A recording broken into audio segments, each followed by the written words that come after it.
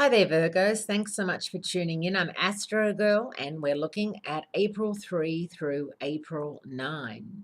Every cloud has a silver lining, and even though the forecast for this week is mainly cloudy with a chance of thunderstorms, there are also a few rays of sunshine. The first sunbeam is late Wednesday, April 5, when Mars makes a productive Earth trine to Pluto. If you don't take advantage of this trine this week, you get a second shot at things in October.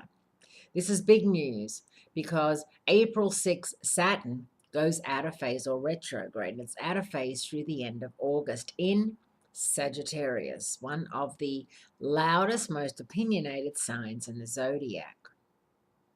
The good news about the Saturn retrograde, Saturn, of course, being the planet of time management, focus, and teachers, is that it will force you to buckle down and tackle any unfinished business. The next 5 months of the Saturn retrograde period are not good times to try to change the status quo, especially in Saturn ruled areas like your career or in dealings with authority figures. There's another day of sunshine expected Friday, April 7, when Jupiter sits opposite the Sun. This restless face-off occurs once a year and brings with it a general feeling of optimism.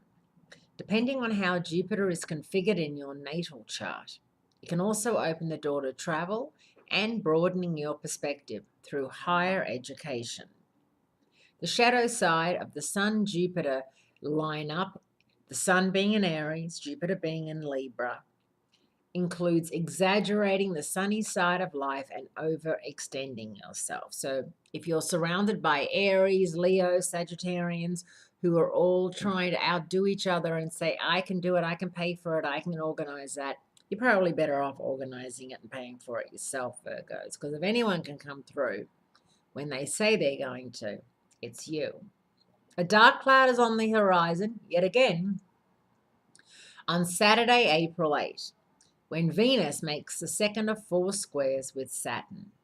Although Venus is still retrograde in Pisces, or opposite sign, your relationship zone, the difference between this square and the first one in January is that Venus is out of phase. And unfortunately, Venus retrograde in a square with Saturn retrograde is a double negative for love and self-esteem, and not good for financial situations. More storms are on the way later on over the weekend when Mercury goes out of phase, your ruler, the planet of communication.